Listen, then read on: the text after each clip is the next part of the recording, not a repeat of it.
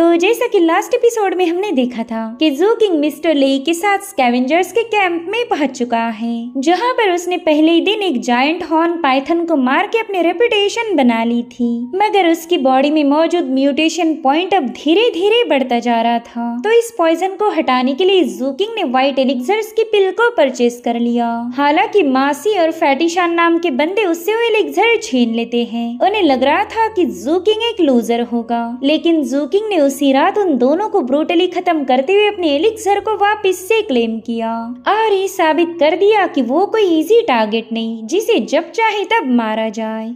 अब आगे तो इस एपिसोड की शुरुआत उसी सीन से होती जहाँ पर जू किंग घर पहुँच गया था। साथ ही उसने देखा कि जब वो बेहोशी की हालत में था तब मिस्टर ले ने उसे नए कपड़े वापस से पहना दिए और सेंटीपीड्स का पॉइजन भी उस क्रिस्टल एमेथिस्ट ने पूरी तरह से न्यूट्रल कर दिया। उसने देखा कि मिस्टर ले खाना पकाने में बिजी है। वो कह रही थी कि बच्चे बस 2 ही डिशेस बनना बाकी है, तब तक बाहर जाकर इंतजार करो। तो जू किंग भी बाहर जाने वाला था, मगर तभी उसे वहाँ पर कुछ लोग नजर आए। उन्हें देखते साथ ही जू किंग तुरंत ही छुप जाता है। थोड़ी देर में मिस्टर ले वहाँ आकर उसे बताने लगे कि इनसे डरने की कोई जरूरत नहीं, ये तो मेरे थंडर स्क्वाड के मेंबर्स हैं और मेरे पुराने दोस्त भी, तो तुम भी इनके साथ घुल मिल जाओ। अब जू किंग को देखते साथ ही वो लोग भी पूछने लगे कि बॉस ये बंदा आपको कहाँ मिला, और प्लीज ये मत कहना कि आपका इस पर दिल आया था। जिस पर ले कह रहे थे कि क्यों ना मैं तुम सभी को आपस में इंट्रोड्यूस करूँ, और अब वो बारी बारी इन सभी के बारे में जू किंग को बताने लगे। वो कहते हैं कि इस बो एंड एरो वाले बंदे का नाम है शीजी। ये ची कंडेंसेशन की 4थी लेवल पर है। साथ ही इसने आर्चरी में महारत हासिल की, तो 4थी लेवल का कोई भी बंदा इसके अगेंस्ट जीत ही नहीं सकता। और उतने में एक लड़की जू किंग का स्पीयर उससे छीनने वाली थी, मगर जू किंग ने उसका हाथ मरोड़ते हुए उसे पीछे की तरफ ढकेल दिया। सो इसका नाम है लिनिया और ये ची कंडेंसेशन की 3rd लेवल की कल्टिवेटर थी। मिस्टर ले बताते हैं कि लिनिया के पास एक बहुत ही अमेजिंग एबिलिटी है, ये वाइल्ड बीस्ट के साथ कम्युनिकेट कर सकती है। इधर लिनिया ने शो ऑफ करते हुए दिखा दिया कि उसने जू किंग का डैगर निकाल लिया था। तो जू किंग भी उसे शो करता है कि उसका नाइफ भी जू किंग ने पहले ही निकाल लिया था। लिनिया कह रही थी कि इस बंदे के पास तो लाइटनिंग से भी ज्यादा फास्ट मूव्स हैं, इसने तो मुझे इम्प्रेस कर दिया। और तभी उनमें से एक बंदा कहने लगा कि चलो अब इस बच्चे को तंग मत करो। वेल इनमें से एक जायंट बंदे का नाम था मानगुई और ये भी ची कंडेंसेशन की 3rd लेवल का कल्टीवेटर है। ये एक ब्रूट फोर्स के साथ ही पैदा हुए और यही इन्हें सबसे ज्यादा स्पेशल बनाती। इधर जू किंग और लिनिया ने एक दूसरे के वेपन्स को वापस लौटा दिया और अब मिस्टर ले सीधा मुद्दे पर आ गए। वो बताने लगे कि मैंने तुम तीनों को काफी जल्दी ही वापस बुला लिया, क्योंकि इस बार की स्प्रिंग हार्वेस्ट तय किए हुए समय से पहले की जाएगी, जिसके चलते कैंप लीडर ने मिशंस को असाइन किया है। जो भी पार्टी सबसे ज्यादा 7 लीफ क्लोवर्स को कलेक्ट करेगी उसे 3 प्यूरिफाइंग डस्ट एलिक्सर को रिवॉर्ड के तौर पर दिया जाएगा। ये purifying dust elixir white elixir के मुकाबले कई गुना ज्यादा पावरफुल है और ये तो बस बोनस होगा, दूसरे रिवॉर्ड्स भी हमें मिल सकते। इसी वजह से हम कल ही मिशन के लिए रवाना हो जाएंगे। हम उसी पैच को कलेक्ट करेंगे जो कि हमने फॉरबिडन जोन में हाइड करके रखा था। वहाँ से हमें ढेर सारे 7 लीफ क्लोवर्स मिल सकते हैं और इस मिशन पर मैं इस बच्चे को भी हमारे साथ ले जाना चाहता हूँ। अब ये सुनते साथ ही शीजे ने तुरंत ही इसे अपोज किया।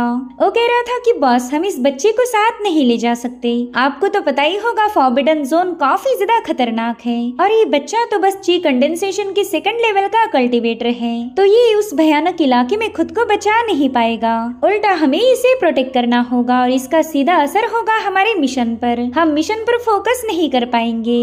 तो आपकी आइडिया मुझे जरा भी पसंद नहीं आई। तभी मांगुई कहने लगा कि हम सभी का फर्स्ट टाइम होता है। जब तुमने फॉरबिडन जोन में पहली बार एंटर किया था उस वक्त तुम भी ज्यादा पावरफुल नहीं थे, लेकिन फिर भी हमने तुम्हें मौका दिया। जहाँ तक मैं जानता हूँ लाइफ एंड डेथ सिचुएशन ही हमें स्ट्रॉन्ग बना सकती। अगर ये बच्चा हमारी टीम का मेंबर है तो हमने भी इसे ग्रो होने का मौका देना चाहिए, तभी जाकर ही वो अगली बार बिना किसी खौफ के हमारे साथ आ पाएगा। और अगर फॉरबिडन जोन में बात बिगड़ भी गई तो ज्यादा से ज्यादा क्या होगा, मैं इसे सेफ रखूंगा।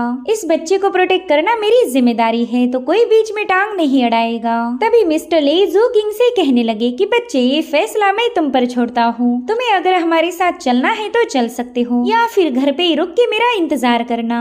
हम लोग मिशन पूरा करते साथ ही तुम्हारे पास वापस आ जाएंगे। मगर जूकिंग भी उनके साथ जाना चाहता था, क्योंकि उसे अपनी डिवाइन एबिलिटीज को चेक करने का इससे अच्छा मौका नहीं मिलने वाला। अब ये सीन यहीं पर कट होके हमें कैंप लीडर दिखाया गया, जो कि ची कंडेंसेशन की 90 लेवल का कल्टीवेटर है। वो ब्लड शैडो स्क्वाड के लीडर से कहने लगा कि नाइट डव के मिस्टर शन बिल्कुल भी सेटिस्फाइड नहीं। जो मिड ट्रेजर्स उन्हें भेजे गए थे वो बिल्कुल भी उन्हें पसंद नहीं आए। तो बताओ फिर तुम इस सिचुएशन को हैंडल कैसे करोगे? जिस पर ब्लड शैडो स्क्वाड का लीडर कहने लगा कि इसका जिम्मेदार है उस मिस्टर ले का थंडर स्क्वाड। उन्होंने हमारे ऑपरेशंस के टाइम को पूरी तरह से सैबोटेज कर दिया, और इसी चक्कर में मैंने अपने 2 काबिल बंदों को भी खो दिया, जिसमें फैटिशान और मासी शामिल थे।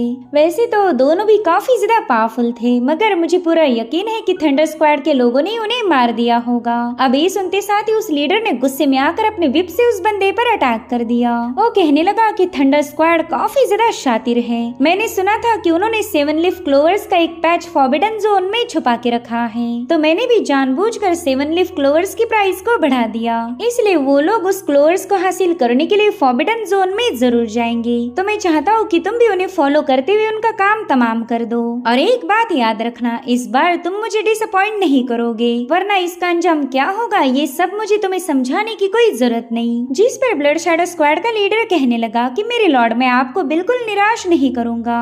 इस बार तो मिस्टर ली और उसका थंडर स्क्वाड पूरी तरह से डिस्ट्रॉय होने वाला है। अब हमें अगले दिन की कहानी दिखाई गई। मिस्टर ले की टीम अपने मिशन पर जाने के लिए निकल चुकी थी। इन्हें तो जरा भी आइडिया नहीं थी कि दुश्मनों ने ऑलरेडी इनके लिए जाल बिछा के रखा।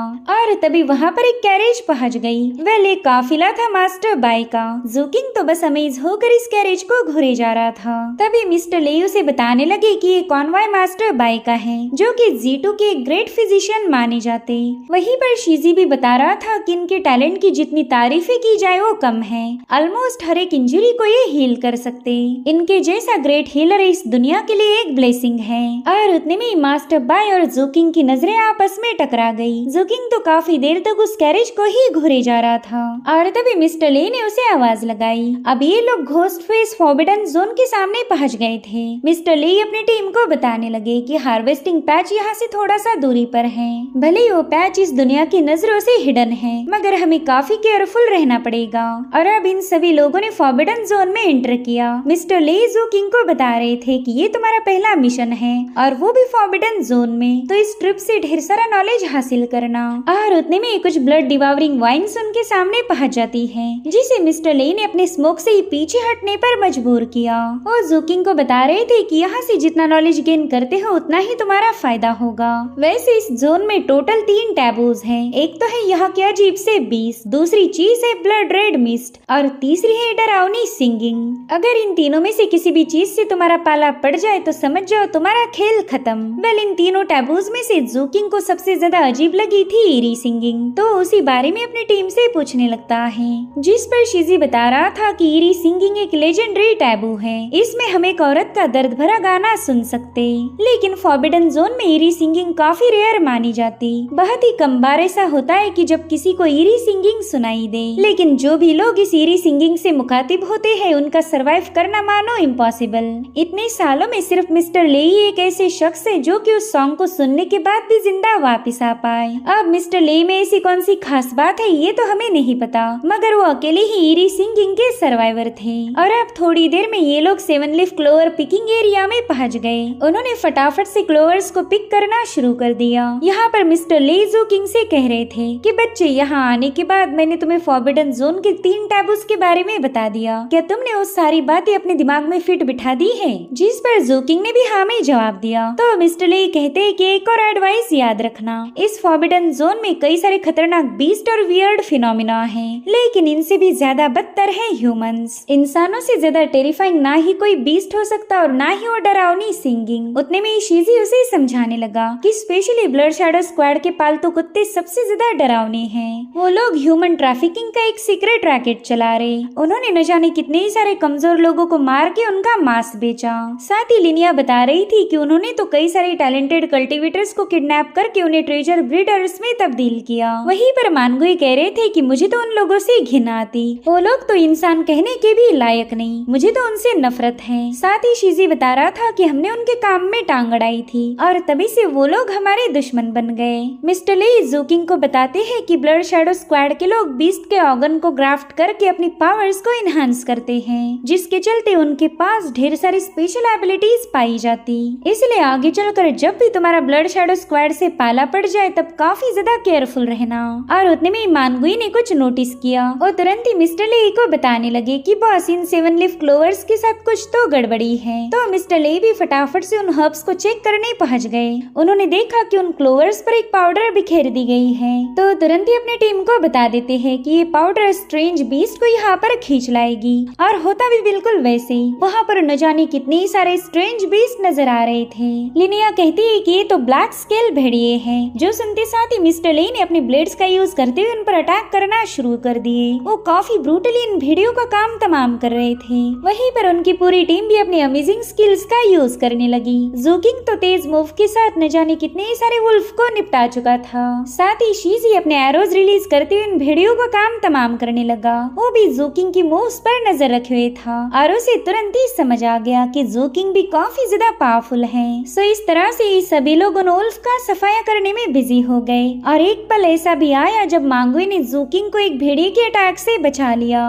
वो जूकिंग से कहता है कि बच्चे मैं तुम्हारे साथ हूँ, मेरे होते हुए ये भेड़िए तुम्हारा कुछ भी बिगाड़ नहीं पाएंगे। तो जूकिंग भी उनका शुक्रिया अदा करता है। साथ ही मिस्टर ली कह रहे थे कि हम ज्यादा देर तक इन भेड़ियों को होल्ड नहीं कर पाएंगे। बीस्ट पाउडर की मदद से पता नहीं कितने भेड़िए यहाँ पर आते होंगे, इसलिए तुम दोनों इस बच्चे को लेकर यहाँ से निकल पड़ो। तब तक मैं और मांगुई इन भेड़ियों को होल्ड करेंगे। तो ये लोग फटाफट से वहाँ से भाग निकले। वेल इस सारी प्लानिंग का मास्टरमाइंड यानी कि ब्लड शैडो स्क्वाड का कैप्टन जो कि 6ठी लेवल पर था, वो दूर से ही इन पर नजरें गड़ाए बैठा है। इधर ये तीनों वहाँ से थोड़ी दूरी पर पहुँच गए, मगर वहाँ पर भी ब्लैक स्केल्ड वुल्फ का राजा इन्हें देख लेता है और उसने हाउल करते हुए अपने झुंड के कई सारे भेड़ियों को वहाँ पर बुला लिया। इधर इन तीनों के सामने अब कोई रास्ता नहीं बचा था। ये लोग तो भागते हुए सीधा एक क्लिफ के एज पर पहुँच गए। इनके पीछे भेड़ियों का झुंड था, तो शीजी उन पर एरो शूट करने लगा। वहीं पर लिनिया भी अपने नाइफ से उन पर अटैक कर रही थी, लेकिन उतने में उन भेड़ियों के राजा ने सीधे जाकर जूकिंग पर छलांग लगा दी। उसके साथ ही कुछ कर पाई इससे पहले ही जूकिंग उस क्लिफ से सीधा नीचे गिर रहा था। सब नीचे गिरते हुए उस भेड़िए ने बड़े जोरों से जूकिंग को काट लिया, तो जूकिंग भी उसे वैसे ही काटने लगा। साथ ही उसने अपना आयरन स्पीयर भेड़िए में घुसाकर सीधे उसके मांस को अपने दांतों से उखाड़ लिया, जिससे तो भेड़िया भी हैरान था कि पता नहीं ये कौन से जानवर से पाला पड़ गया। और फिर जूकिंग उसमें अपना स्पीयर घुसाकर उसे हवा में ही मार देता है। जब वो क्लिफ से नीचे गिरा तब वो वुल्फ पर ही लैंड हो गया था। अब ये सीन यहीं पर कट हो के हमें फॉरबिडन जोन के घोस्ट फेस रिवर के अपस्ट्रीम का इलाका दिखाया गया, जहाँ पर मानगुई और मिस्टर ले पूरी तरह से एग्जॉस्ट थे। इन दोनों ने एक साथ मिलकर वहाँ आने वाले हर एक भेड़िए का खात्मा किया था। वेल यहाँ पर मानगुई मिस्टर ले को बताने लगे कि मैं तो अब काफी ज्यादा थक चुका हूँ। साथ ही उनके हाथों पर एलियन टेंट भी नजर आ रहा था। उस पॉइजन का असर अब मानगुई पर धीरे धीरे बढ़ता जा रहा है, जो देखकर मिस्टर ले कहते हैं कि हमने जितने भी व्हाइट एलिक्सर परचेस किए थे वो सबके सब भेड़ियों के झुंड के साथ फाइट करते वक्त यूज हो गए। अब तो मेरे पास एक भी पिल नहीं बची जिसका यूज करके हम इस पॉइजन को कम कर सके। तो अब हमें जल्दी से इस फॉरबिडन जोन से बाहर निकलकर तुम्हारे लिए एलिक्सर ढूंढने पड़ेंगे। तो मानगुई उन्हें तसल्ली देते हुए कहने लगे कि बॉस आप फिक्र मत कीजिए, मैंने बस थोड़ा सा ही एलियन टेंट इनहेल किया था, इतने पॉइजन को तो मैं आसानी से हैंडल कर सकता हूँ। जिस पर मिस्टर ले कहते हैं कि खुद को इतना पुश मत करो, ये फॉरबिडन जोन के भेड़ियों का जहर है। अब अगर तुम पर और पॉइजन से अटैक हुआ तो तुम्हारी बॉडी इसे हैंडल नहीं कर पाएगी, जिससे दो चीजें हो सकती है। पहली तो ये कि तुम्हारी बॉडी एक माइंडलेस बीस्ट में बदल जाएगी, और दूसरी ये कि तुम पूरी तरह से एक्सप्लोड होकर मारे जाओगे। और इसी वजह से मैं बस तुम्हारे लिए एलिक्सर ढूंढना चाहता हूँ ताकि इस पॉइजन को खत्म किया जाए। और उतने में इन पर फायरबॉल से अटैक होना शुरू हो गए, जिन्हें इन दोनों ने जैसे तैसे काउंटर कर लिया। और फिर उनके सामने ब्लड शैडो स्क्वाड के 3 बंदे पहुंच गए। उनका लीडर मिस्टर ले से कह रहा था कि एक लंबे अरसे के बाद हमारी मुलाकात हो रही, क्या तुमने मुझे मिस नहीं किया था। अब ये सीन यहीं पर कट होकर हमें फॉरबिडन जोन के घोस्ट फेस रिवर के डाउनस्ट्रीम इलाके का नजारा दिखाया गया, जहाँ पर जूकिंग को पूरा यकीन था कि वुल्फ किंग उसके हाथों मारा जा चुका है। मगर तभी उस वुल्फ के अंदर से एक बड़ी ही अजीब सी स्टिकी और ब्लैक सब्सटेंस बाहर आकर जूकिंग पर अटैक कर उसे जकड़ लेती है। उस एनर्जी ने जूकिंग को पूरी तरह से अपने जाल में फंसा लिया था और वो यही सोच रहा था कि आखिर ये क्या चीज है। वो चाहे कितना ही क्यों न झटपटाए, वो सब्सटेंस उसे छोड़ने के लिए तैयार नहीं था। वही दूसरी तरफ मानगुई और मिस्टर ली ब्लड शैडो स्क्वाड के बंदों का मुकाबला करने में बिजी थे। ये दोनों ऑलरेडी काफी ज्यादा एग्जॉस्टेड हैं। इन दोनों ने एक साथ मिलकर पूरे जोन के भेड़ियों को मार दिया था, जिसके चलते ये ऑलरेडी काफी ज्यादा थक चुके थे। मगर अभी भी वो अपने दुश्मनों के सामने फीके नहीं पड़े। मिस्टर ली ने सीधे उस लीडर पर हमला किया था। जो देखो बंदा कहता है कि हम तादाद में ज्यादा है और तुम सिर्फ 2 लोग हो, हमने तो तुम्हें आउट नंबर कर दिया। वही दूसरी तरफ मानगुई एलियन टेंट की वजह से ऑलरेडी कमजोर हो गए थे और इसी वक्त उनमें से एक बंदे ने उन पर एक ब्लेड से वार करते हुए उन्हें घायल किया। वो दोनों बंदे दोनों साइड से इन पर लगातार अटैक किए जा रहे थे। साथ ही एक ने तो सीधे अपनी ब्लेड उनके पेट में घुसा दी। उनमें से एक बंदा कहने लगा कि मानगुई बड़े ही अफसोस के साथ कहना पड़ रहा कि आज तेरी लाइफ यहीं पर एंड हो जाएगी। और तब तक मानगुई की बॉडी में जो एलियन पॉइजन था वो इन इंजुरीज की वजह से और भी ज्यादा भयानक बन गया। यहाँ पर मानगुई ने उस बंदे को अपने वेपन के एक ही फटके में दूर पुश कर दिया था। और तभी वो बंदा कहता है, अरे देखो तुम्हारी बॉडी पर तो ढेर सारा एलियन पॉइजन है मेरे दोस्त, तुम अब जल्द ही म्यूटेट होने वाले हो। और इसी पल में हमें मानगुई की बॉडी के अंदर होने वाले बदलाव दिखाए गए। उनकी सेल्स आउट ऑफ कंट्रोल होकर ग्रो कर रही थी और उसी से मानगुई का फॉर्म कम्प्लीटली चेंज हो गया। साथ ही उनकी बॉडी से बड़ी भयानक ऑरा रिलीज हो रही थी, जो देखकर ब्लड शैडो क्लैन के लोग भी थोड़े से पैनिक हो गए। उन्हें पता था कि अगर मानगुई को जल्दी से मारा नहीं गया तो वो एक भयानक बीस्ट बनकर उन सभी का शिकार करेगा। अब ये सीन यहीं पर कट हो के हम जू किंग को देख पाते हैं, जो कि उस ब्लैक एनर्जी में पूरी तरह से फंस चुका था। उसका तो इस ब्लैक सब्सटेंस पर जरा भी बस नहीं चलता। लेकिन तभी पर्पल एमेथिस्ट ने अपना असर दिखाना शुरू किया। वो क्रिस्टल अपनी प्योर एनर्जी को रिलीज करते हुए इस ब्लैक सब्सटेंस को जू किंग की बॉडी से दूर कर रहा था और अब ये ब्लैक एनर्जी एक शेप में आ जाती है। वेल ये है एक सीक्रेट घोस्टली शैडो। वो तो पर्पल एमेथिस्ट के डर के मारे ही वहाँ से भागने लगी, मगर एमेथिस्ट ने उसे अपनी तरफ खींचते हुए जू किंग की बॉडी में समा लिया। दरअसल इस सीक्रेट घोस्टली शैडो जू किंग को मारने आई थी, लेकिन उल्टा उसी का सप्लीमेंट बन गई। यहाँ पर हमें जू किंग के माइंड स्पेस का सीन दिखाया जाता है, जहाँ पर अब 2 नहीं बल्कि 3 टाइगर्स अपीयर हो गए। सो इस तरह से जू किंग ची कंडेंसेशन की 3rd लेवल पर पहुँच गया था। वो हैरान होते हुए कहने लगता है कि मैंने तो ढेर सारा एलियन टेंट एब्सॉर्ब किया था, उस हिसाब से तो मेरा म्यूटेशन पॉइंट और भी ज्यादा इंक्रीज होना चाहिए, लेकिन ये म्यूटेशन तो बिल्कुल भी नहीं बढ़ा। पता नहीं इसका रीजन क्या होगा। और उतने में उसे रिवर में खून से सनी हुई एक शील्ड नजर आती है। जू किंग तो उसे देखते साथ ही तुरंत ही समझ गया था कि ये तो सीनियर मानगुई की शील्ड है, इसलिए वो काफी ज्यादा पैनिक होकर रिवर के अपर स्ट्रीम की तरफ रवाना हो गया। इधर मानगुई एक बड़ी ही भयानक बीस्ट में बदल गए थे। साथ ही मिस्टर ले भी ब्लड शैडो टीम के सामने अकेले पड़ गए। वो अब इतने ज्यादा घायल थे कि ज्यादा देर तक इन लोगों को होल्ड नहीं कर पाएंगे। वहीं पर मानगुई के आसपास बड़ी ही अजीब सी ऑरा फैलने लगी थी और ब्लड शैडो स्क्वाड के लोग इसी का फायदा उठाकर उन्हें मारना चाहते थे। हालांकि मानगुई का दिमाग अभी भी स्टेबल था। वो एक बीस्ट होने के बावजूद भी उनका खुद पर कंट्रोल है, इसलिए उन्होंने तुरंत ही इन लोगों पर अटैक करना शुरू कर दिए। इतना ही नहीं, उन्होंने उनमें से एक बंदे को दबोच लिया, जिससे वो काफी ज्यादा पैनिक हो जाता है। वो अपने साथियों को बता रहा था कि मानगुई खुद को एक्सप्लोर करना चाहता और ये मुझे भी अपने साथ ले जाएगा, इसलिए जल्दी से इसे खत्म करो। जिसके बाद वो बंदा अपने नाइफ को मानगुई में कई दफे घुसा देता है। वो बार बार मानगुई से कह रहा था कि जल्दी से मुझे आजाद कर, मैं तेरे साथ मरने नहीं वाला।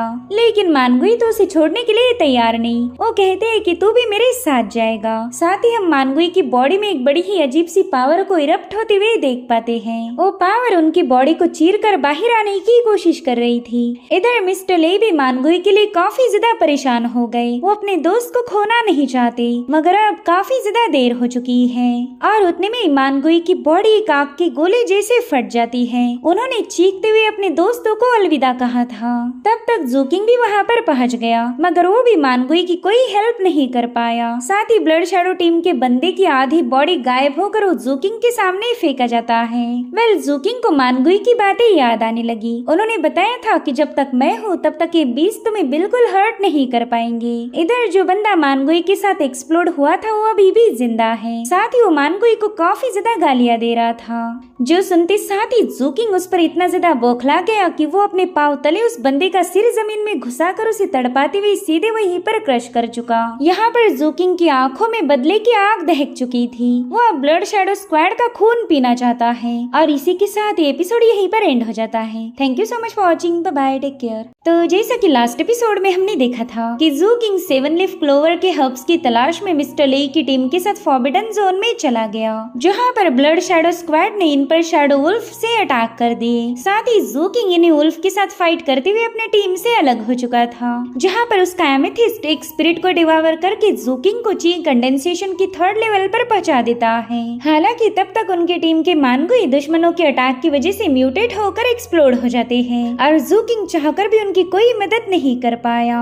अब आगे तो इस एपिसोड की शुरुआत उसी सीन से थी जहाँ पर जू किंग ने ब्लड शैडो स्क्वाड के बंदों का खात्मा करना शुरू कर दिया। वो अपने आयरन स्पीयर को उनके गलों में उतारते हुए उन्हें काफी ब्रूटली खत्म कर रहा था। वो सारा गुस्सा था सीनियर मानगुई के लॉस का। सीनियर मानगुई इन्हीं लोगों की वजह से मारे गए थे।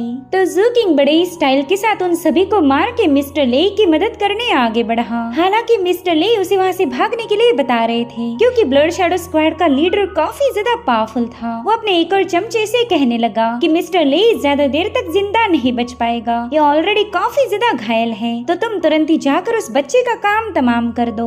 तो अजीब सा आर्मर पहना हुआ बंदा सीधे जू किंग को मारने निकल पड़ता है। उसने चट्टानों से फायरबॉल बनाकर जू किंग को पीछे की तरफ पुश कर दिया। वेल इसका नाम था हुया और ये ची कंडेंसेशन की 5वीं लेवल का कल्टीवेटर है। वो जू किंग से पूछने लगा कि चल बता बच्चे, तो किस तरह से मरना पसंद करेगा। और अब वो वहाँ के रॉक्स को उठाते हुए कहने लगा कि तू ची कंडेंसेशन की महज 3री लेवल का कल्टीवेटर है, तेरी तो बॉडी भी ठीक से टेम्पर नहीं हुई, तो मेरे जैसे मैजिशियन के सामने तेरी औकात ना के बराबर है। तो लेवल 3 पर है और मैं हूँ 5वीं पर। इतना कहते साथ ही उसने जू किंग पर न जाने कितने ही सारे फायर बॉल्स रिलीज कर दिए। वहीं पर जू किंग उन हमलों को डॉज करते हुए सीधे उसके करीब जाने की कोशिश कर रहा था, लेकिन उस बंदे ने एक और रॉक से उस पर हमला कर उसे काफी दूर पटक दिया। और अब वो बंदा इन सारे रॉक्स को जोड़ते हुए वहाँ पर एक बहुत ही बड़ा फायरबॉल क्रिएट कर चुका, जो कि सीधे जाकर जू किंग पर हिट हो जाता है। हालांकि जू किंग उसी फायरबॉल को चीरते हुए उसमें से बाहर आ गया। इधर होया ने अपने सामने अर्थ लैंसेस फॉर्म कर लिए, जिसके चलते जू किंग का आयरन स्पीयर सीधे उस लैंसेस में पियर्स हो गया।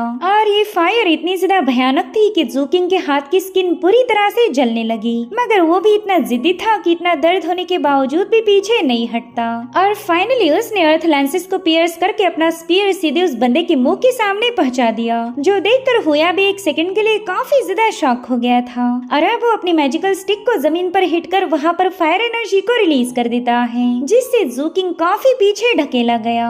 जू किंग इस अटैक की वजह से बुरी तरह से घायल हो चुका था, मगर वो गिव अप करने के लिए बिल्कुल भी तैयार नहीं। वहीं पर होया सोचता है कि ये बंदा इतनी देर तक मेरे सामने टिका रहा, मगर अभी भी इसकी बॉडी पर मौजूद एलियन टेंट ने करप्ट नहीं किया। जिसके भी बॉडी पर एलियन पॉइजन रहेगा वो बंदा ज्यादा पावर्स यूज नहीं कर सकता। अगर उसने ऐसा किया तो वो म्यूटेट हो जाएगा, मगर इस लड़के पर तो पॉइजन का कोई असर ही नहीं हो रहा। इधर जू किंग ने अपने हाथ को दोबारा से कवर कर लिया, जो देख हुआ कहता है कि ये बंदा तो वाकई काफी ज्यादा टफ निकला। साथ ही हम देख पाते हैं कि हुआ के हाथों पर भी एलियन टेंट से म्यूटेशन पॉइंट बन चुका है, तो अब जल्दी से इस मुकाबले को खत्म करना चाहता था। उसने तुरंत ही अपनी मैजिकल पावर का यूज करते हुए fire and earth element energy को एक्टिवेट कर लिया, जिससे वहाँ पर काफी सारे फ्लोटिंग रॉक्स फॉर्म हो गए थे।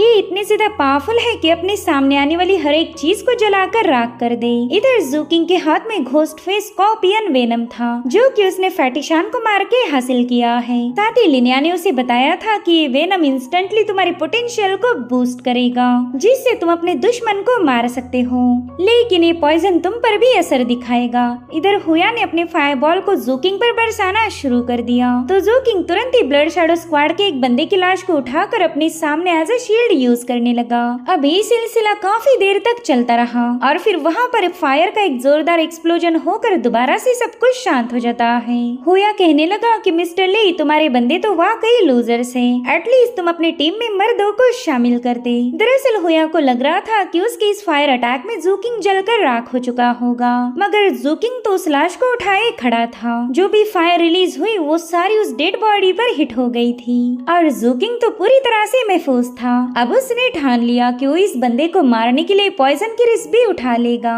तो उसने स्कॉर्पियन वेनम क्रिस्टल को ब्रेक कर दिया, जिससे एक पल के अंदर ही जूकिंग की पावर काफी ज्यादा बढ़ जाती है। वो तेज रफ्तार के साथ हुया पर अटैक करने पहुंच गया, मगर हुया अपने सामने रॉक की लेयर बनाकर उसके अटैक को काउंटर कर लेता है। हालांकि तब तक जूकिंग उसके पीछे आ चुका था और अब हुया कुछ समझ पाई इससे पहले जूकिंग ने अपना आयरन स्पीयर उसमें उतार दिया। इस एक ही ब्लो में वो बंदा सीधे घुटनों पर आ चुका था, साथ ही उसका मास्क भी हट चुका है और अब जूकिंग उसका गला काटने के लिए पूरी तरह से तैयार था। हुया अपने लीडर से मदद की भीख मांगने लगा कि प्लीज मुझे बचा लीजिए, वरना ये बच्चा मुझे मार देगा। जो देख उसका लीडर जूकिंग से कह रहा था कि उसे मारने की जुर्रत भी मत दिखाना, लेकिन जूकिंग तो अपने उसी रूथलेस अंदाज में अपना आयरन स्पीयर सीधे उसकी गर्दन के आर पार उतार देता है। ये देखकर ही वो लीडर काफी ज्यादा भड़क गया। उसने बड़ी ही तेज रफ्तार के साथ मिस्टर लेई पर हमले करना शुरू कर दिए थे ताकि वो जूकिंग से बदला ले सके।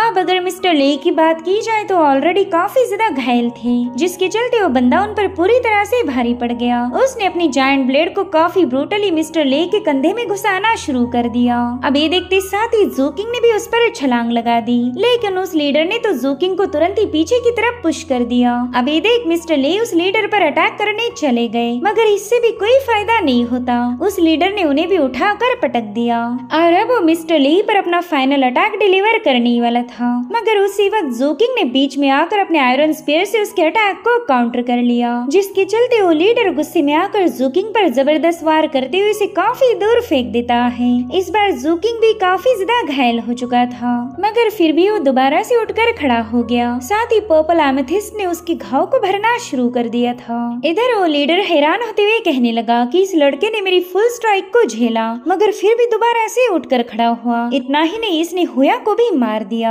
यानी कि आगे चलकर हमारे लिए खतरा बन सकता है। इसे आज ही मारना पड़ेगा, वरना फिर मैं सब कुछ हार जाऊंगा। इधर मिस्टर ली जूकिंग से बार बार वहाँ से भागने के लिए बता रहे थे, मगर जूकिंग एक ढाल जैसे उनके सामने खड़ा था। साथ ही वो लीडर भी कहने लगा कि भागने का तो सवाल ही पैदा नहीं होता, और उतने में वहाँ का माहौल पूरी तरह से बदल गया। और उस नजारे को देखकर वो लीडर भी थोड़ा सा पैनिक हो जाता है। हर तरफ एक ब्लड मिस्ट फैलती जा रही थी, चारों ओर से ब्लड मिस्ट ने इन्हें घेर लिया और अभी नहीं वही ईरी सिंगिंग सुनाई देती है। ये गाने इतने ज्यादा डरावने थे कि वो लीडर डर के मारे कांपने लगा। ऐसा कहा जाता है कि इस ईरी सिंगिंग को सुनने के बाद आज तक कोई भी ऐसा नहीं था जो जिंदा बच पाया हो, सिवाय मिस्टर लेई के।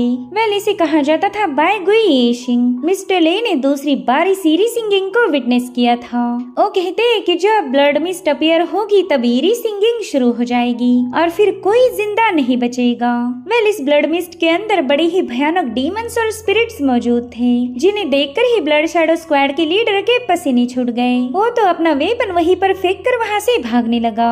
जो देख जूकिंग भी उसके पीछे जाने वाला था, हालांकि मिस्टर ले उसे रोक लेते हैं। वो कह रहे थे कि अभी अकेला हमारा कुछ बिगाड़ नहीं पाएगा, मगर जूकिंग उनकी नहीं सुनता। वो कह रहा था कि यही तो मोहरा है जिसने हमारे साथी को मार दिया, और अब जूकिंग उस पे अपना आयरन स्पीयर रिलीज कर चुका था। लेकिन तभी हमें वहाँ पर एक लड़की के शूज नजर आए। उसने जैसे अपना पाँव पटका, वहाँ पर सब कुछ फ्रीज हो गया। जूकिंग का आयरन स्पीयर उस बंदे से थोड़ी दूरी पर जाके रुक चुका था। इनफैक्ट जूकिंग भी अपनी जगह पर फ्रीज हो गया और अब हमें ब्लड मिस्ट के अंदर से कई सारे हाथ नजर आते हैं। साथ ही कई सारे डीमंस उस बंदे को मारना चाहते थे, और फिर उसी ईरी सिंगिंग के साथ न जाने कितने सारे डिमोनिक हैंड्स ने उस बंदे को जकड़ लिया। जूकिंग तो ये सब देखकर ही काफी ज्यादा पैनिक हो जाता है। वैसे तो ब्लड शैडो स्क्वाड का लीडर काफी ज्यादा पावरफुल था, मगर इन डीमंस के सामने उसकी एक न चली। जूकिंग को अपने आंखों के सामने बड़ा ही भयानक डीमन नजर आ रहा था और उसे लगता है कि शायद यही उसका अंत होगा। साथ ही वो रेड शूज जूकिंग की तरफ आगे बढ़ने लगे और अब मिस्टर ली उस डीमन को घूरने लगे। वो बंदी जहाँ पर पाँव रख रही थी वो जमीन बर्फ से ढकने लगी और इसी तरह से वो जूकिंग के काफी करीब पहुंच जाती है। इनफैक्ट जूकिंग का हाथ तो बर्फ में फ्रीज होने लगा था। उसने तो कभी उम्मीद भी नहीं की थी कि वो ईरी सिंगिंग का शिकार बनेगा। और उतने में मिस्टर ले उससे पूछते कि ताओ होंग, क्या ये तुम हो? क्या तुम वापिस आ गई? इधर जूकिंग को लग रहा था कि शायद उसका भी किस्सा खत्म हो जाएगा, लेकिन वो घोस्ट तो उसके पास से गुजरते हुए सीधे मिस्टर ले के सामने पहुंच जाती है। और अब यहाँ पर हमें ब्लड मिस्ट में ढकी हुई टाओ होंग की घोस्ट दिखाई गई। वेल, इसका मिस्टर ले के साथ कोई पुराना कनेक्शन था, और वो भी काफी गहरा। दरअसल टाओ होंग मिस्टर ले की फियांसे थी। मिस्टर ले की तो मानो उसमें जान बसती थी। साथ ही यहाँ पर हमें उनका यंगर फॉर्म भी दिखाया गया और उन्हीं सारे पलों को याद करते हुए टाओ होंग ने मिस्टर ले की तरफ अपना हाथ आगे बढ़ाया। वो उसे बताने लगे कि लगभग 10 सालों से मैं इसी पल का इंतजार कर रहा था, प्लीज मुझे भी अपने साथ ले चलो। मिस्टर ले तो टाओ होंग को अपने सामने देखकर ही काफी ज्यादा इमोशनल हो गए थे और उनकी ये सारी बातें ज़ूकिंग को भी सुनाई देने लगी। मगर मिस्टर ले की तरफ उसकी पीठ होने की वजह से वो टाओ होंग को देख नहीं पाता। यहाँ पर मिस्टर ले ने टाओ होंग के हाथ को थामने की कोशिश की, मगर वो तो एक फैंटम थी जिसके चलते मिस्टर ले उसे छू भी नहीं पा रहे थे और फिर टाओ होंग खुद ही पीछे हटने लगी। मिस्टर ले तो अभी भी उसके पास जाने की कोशिश कर रहे थे, मगर रेड मिस्ट की वजह से वो अपनी जगह से हिल भी नहीं पाते और फाइनली टाओ होंग वहाँ से चली गई। थोड़ी देर में वो रेड मिस्ट पूरी तरह से वैनिश हो जाती है, मानो यहाँ पर कुछ हुआ ही नहीं था। और अब ईरी सिंगिंग के बंद होते साथ ही मिस्टर ले को खून की वोमिटिंग होने लगी। जैसे ही ज़ूकिंग अनफ्रीज हुआ वो तुरंत ही मिस्टर ले को संभालने चला जाता है। वो कह रहा था कि आपने ब्लड शैडो स्क्वाड के साथ काफी देर तक फाइट की थी, जिसके चलते आपकी बॉडी पर एक्सट्रीम लेवल का म्यूटेशन हुआ है और इसी वजह से आपके बाल पूरी तरह से सफेद पड़ गए। तभी मिस्टर ले उससे कहने लगे कि क्या शीजी ने तुम्हें बताया था कि ईरी सिंगिंग सुनने वाला मैं अकेला सर्वाइवर हूँ। जिस पर ज़ूकिंग कहने लगा कि ये कहानी आप मुझे रास्ते में सुनाना, सबसे पहला हमें आपके लिए वाइट एलिक्सर चाहिए होगा। और अब वो मिस्टर ले को अपनी पीठ पर कैरी करते हुए वहाँ से भागने लगा। उसे कुछ भी करके इस फॉरबिडन जोन से बाहर जाना था ताकि वो जल्द से जल्द मिस्टर ले का इलाज कर सके। साथ ही मिस्टर ले उसे बता रहे थे कि फॉरबिडन जोन सर्वाइवर्स को गिफ्ट करता है। ये तोहफा काफी ज्यादा स्पेशल माना जाता। जब कोई बंदा ईरी सिंगिंग को दूसरी बार सुनता है तब वो बंदा उस पसंदीदा शख्स को देख सकता है जिसकी उसे जिंदगी भर से चाहत थी। पहला तो मुझे लगता था कि ये बस एक लेजेंड है, लोगों ने अपना दिल बहलाने के लिए बस इस नई कहानी को इजाद किया, लेकिन फिर भी मैं इस बात की सच्चाई को जानना चाहता था, तो मैंने कई सालों तक इंतजार किया ताकि मैं एक बार फिर से ईरी सिंगिंग को सुन सकूं। सो गाइस, ये मिस्टीरियस सॉन्ग कौन गाता है इसके बारे में हमें फिलहाल ज्यादा डिटेल में बताया नहीं गया। बस हम इतना समझ पाते हैं कि मिस्टर ले चाहे कितनी ही सख्त और पावरफुल क्यों ना हो, वो अभी भी अपनी फियांसे टाओ होंग से बेइंतहा मोहब्बत करते थे। ऐसा कहा जाता है कि जो भी बंदा सेकंड टाइम ईरी सिंगिंग को सुनेगा तब वो उस बंदे की झलक देख सकता है जिसकी उसे पूरे दिल से तमन्ना थी। और इसी वजह से मिस्टर ले को रेड मिस्ट के अंदर उनकी खोई हुई मोहब्बत टाई होंग नजर आई। सच बताए तो इनकी लव स्टोरी काफी ज्यादा दर्दनाक है, जिसके बारे में हमें कहानी में आगे पता चलेगा। साथ ही आज एक और अजूबा हुआ। मिस्टर ले पहले वो शख्स थे जिन्होंने ईरी सिंगिंग को विटनेस किया और अब उस लिस्ट में ज़ूकिंग का नाम भी शामिल हो चुका है। खैर, अब ज़ूकिंग ऐसे इलाके में पहुंच गया था जहाँ पर कई सारे डीमंस और मॉन्स्टर्स थे, तो ज़ूकिंग उनसे बचने के लिए तुरंत एक पेड़ के पीछे छुप जाता है और फिर वो मौका मिलते साथ ही दोबारा से भागना शुरू कर चुका। अब मिस्टर ले उसे बताने लगे कि बच्चे, क्या तुम जानते हो कि मैं तुम्हें टाइगो सिटी से मेरे साथ लाना क्यों चाहता था? दरअसल जब हमारी पहली बार मुलाकात हुई उस वक्त मैंने देखा था कि तुम डेड बॉडीज में आग लगा रहे हो। तुमने इस बर्बाद हो चुकी दुनिया में दूसरों के बारे में सोचा। तुम्हारे अंदर मुझे इंसानियत नजर आई जो कि इस दुनिया से खो चुकी है। यहाँ पर तो जिंदगी कौड़ियों के दाम बिकती, मगर तुमने तो मुर्दों के लिए भी दुआएं की और इसी वजह से मैंने तुम्हें मेरे साथ चलने के लिए बताया था। तुमने एक स्कैवेंजर को ब्रूटली मार दिया और उसी वक्त मुझे एहसास हुआ कि तुम बेरहम भी हो और रहमदिल भी। तभी ज़ूकिंग ने देखा कि वो जगह तो पूरी तरह से एक अजीब सी मिस्ट में ढक चुकी है, जिसके चलते उसे आगे का रास्ता नजर नहीं आ रहा था। ज़ूकिंग कहने लगा कि मैं रास्ता ढूंढ नहीं पा रहा, मैंने कौन सी डायरेक्शन में जाना है यही मुझे समझ नहीं आ रहा। जिस पर मिस्टर ले कहते कि बच्चे, मेरा तो हो गया, मैं उस हालत में हूँ कि तुम चाहकर भी मुझे बचा नहीं पाओगे। फिलहाल मैं तुम पर बोझ बना हूँ जिससे तुम्हारी जान भी खतरे में पड़ जाएगी, तो प्लीज मुझे यहीं पर छोड़ दो। मैं ये कभी नहीं चाहूंगा कि मेरी वजह से तुम इस फॉरबिडन जोन में ट्रैप हो जाओ। वो तो बार बार ज़ूकिंग की रिक्वेस्ट करने लगे, लेकिन ज़ूकिंग उनकी एक नहीं सुनता। मिस्टर ले को भी ऐसा फील होने लगा कि उन्होंने ज़ूकिंग को फॉरबिडन जोन में लाना ही नहीं चाहिए था। अब उनकी वजह से ये मासूम बच्चा मारा जाएगा। उतने में ज़ूकिंग को अपने सामने ढेर सारे मॉन्स्टर्स नजर आए। उन्हीं में एक सोल थी मानगुई की। अब वो भी इस फॉरबिडन जोन के मॉन्स्टर्स में शामिल हो चुके हैं। उनके रोर करने की आवाज सुनकर ही मिस्टर ले को बुरा लग रहा था। उन्होंने अपने दोस्त को खो दिया, वो अब एक मॉन्स्टर बन चुके हैं। मिस्टर ले ने तो कभी इमेजिन भी नहीं किया था कि उनका ये मिशन इतना भयानक रुख लेगा। लगा। अपने अजीज दोस्त को एक मॉन्स्टर होता हुआ देखना काफी ज्यादा मुश्किल था। मिस्टर ले के लिए सबसे ज्यादा इम्पोर्टेंट थी उनकी टीम और ये मिशन उनकी टीम को तोड़ चुका था। तभी मानगुई ने अपने फिंगर को एक दिशा में पॉइंट करके जू किंग को रास्ता दिखाया। भले ही उनका माइंड करप्ट हो चुका है, लेकिन वो अभी भी इन लोगों को पहचान पा रहे थे। वो जू किंग को अपनी डिमोनिक आवाज में रोर करते हुए बताने लगे कि तुम उस दिशा में जा सकते हो, और ये सब देखकर जू किंग की आंखों में आंसू आ गए। मानगुई वाकई एक बहुत ही नेक दिल इंसान थे। भले ही एलियन पॉइजन ने उन्हें मार दिया, मगर वो भी उन्हें करप्ट नहीं कर पाया था। सो अब उसी डायरेक्शन को फॉलो करते हुए जू किंग वहाँ से निकल पड़ा। अब ये सीन यहीं पर कट होकर हम जू किंग के दूसरे साथी लिनिया और शीजी को देख पाते हैं, जो कि फॉरबिडन जोन के एंट्रेंस पर पहुंच चुके थे। मगर अभी भी वो दोनों यहाँ से बाहर जाने के लिए तैयार नहीं, क्योंकि उनकी टीम के लोग अभी भी उस डेडली जोन में फंसे हुए थे। वहीं पर लिनिया का दिल तो काफी ज्यादा घबराने लगा। वो मायूस होते हुए शीजी से कहने लगी कि पता नहीं उन लोगों के साथ क्या हुआ होगा।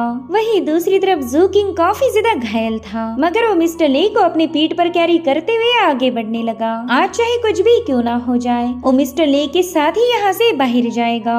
इधर लिनिया घबराते हुए शीजी से कहने लगी कि पता नहीं हमारे दोस्त किस हालत में होंगे, मैं उन्हें लेकर बेचैन हूँ। अगर उन्हें कुछ हो गया तो मैं कभी खुद को माफ नहीं कर पाऊंगी। जिस पर शीजी उसे समझा रहा था कि वो लोग काफी ज्यादा पावरफुल है, इसलिए मुझे तो बिल्कुल नहीं लगता कि उनके साथ कुछ हुआ होगा। वो लोग डेफिनेटली सेफ होंगे। लेकिन लिनिया उसकी बात नहीं सुनती। वो कह रही थी कि मैं दोबारा जोन में वापस जा रही हूँ। हालांकि शीजी ने उसे रोक लिया। वो कहने लगा कि तुम अकेली तो नहीं जाओगी, मैं भी तुम्हारे साथ चलता हूँ। सो ये दोनों दोबारा से अपने बंदों को बचाने उस भयानक जोन की तरफ निकल पड़े। इससे हमें ये बात क्लियर हो जाती है कि ये लोग सिर्फ एक टीम नहीं बल्कि एक फैमिली थे।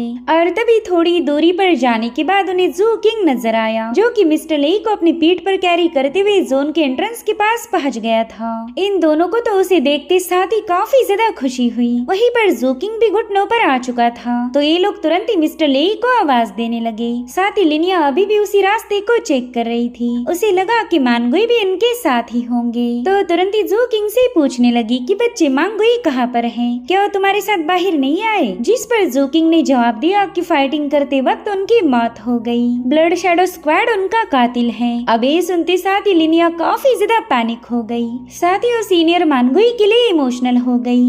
मगर जू किंग ने उसे ये भी बता दिया कि ब्लड शैडो स्क्वाड अब पूरी तरह से वाइप आउट हो गया। दरअसल वो ये बताना चाह रहा था कि उसने सीनियर मानगुई का रिवेंज ले लिया। और इसी के साथ एपिसोड यहीं पर एंड हो जाता है। Thank you so much for watching. Bye bye, take care.